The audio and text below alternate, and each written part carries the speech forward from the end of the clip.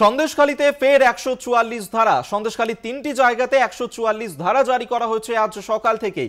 ধামাখালী এলাকায় ১৪৪ ধারা, নেজাট থানা এলাকার রাজবাড়ি এবং সরবেরিয়ায় সেখানেও ১৪৪ ধারা জারি করা হয়েছে এবং আজই সন্দেশখালীতে সভা করার কথা রয়েছে সিপিএম এর, তার আগেই এই ১৪৪ ধারা জারি করা হয়েছে। গতকালই ১৪৪ ধারা প্রত্যাহার করা হয়েছিল সব জায়গাতে। পুনরায় আবার নতুন করে ধামাখালী ঘাট সংলগ্ন এরিয়াতে পুনরায় নতুন করে আবার ১৪৪ পুনরায় আবার নতুন করে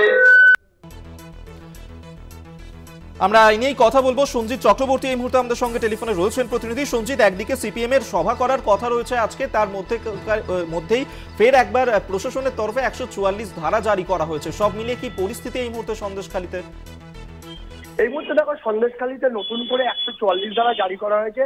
বিশেষ করে আজকে জানো সিপিএম এর ওখানে প্রকাশ্য সভা রয়েছে, যেখানে সুজন চক্রবর্তী এবং বিকাশ রঞ্জন ভট্টাচার্যের সভা রয়েছে। সেই সভার মধ্যেই কিন্তু নতুন করে যাতে উত্তপ্ত না হয়, বিশেষ করে সেটা সূত্রের খবর যে এখানে ধামাখালী এবং সন্দেশখালী সহ একাধিক জায়গায় সেখানে ১৪৪ ধারা জারি করা হয়েছে এবং বিভিন্ন জায়গায় পয়েন্ট করা হয়েছে। ইতিমধ্যে পুলিশ টহল দিচ্ছে যাতে নতুন করে বিশৃঙ্খলা না তৈরি হয়, তার জন্য সব রকম ব্যবস্থা নিয়েছে প্রশাসন। কিন্তু যেটা সূত্রের খবর যে সিপিএম এর সভাকে ঘিরে তাহলে আটকানোর জন্য কি পুলিশ করেছে, এটা একটা পক্ষ দাবি করছে, কিন্তু না।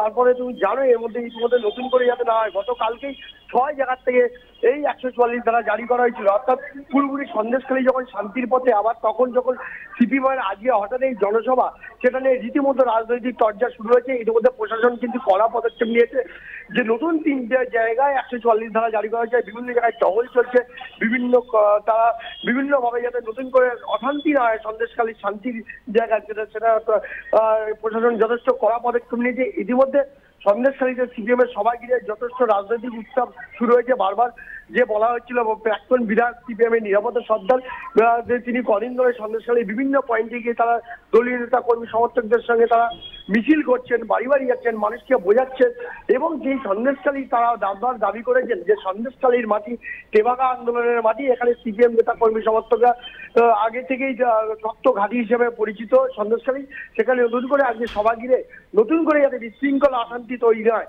তার সব রকম প্রচেষ্টা করা পদক্ষেপ নিয়েছে বৈশাখ পুলিশ জেলার পক্ষ থেকে।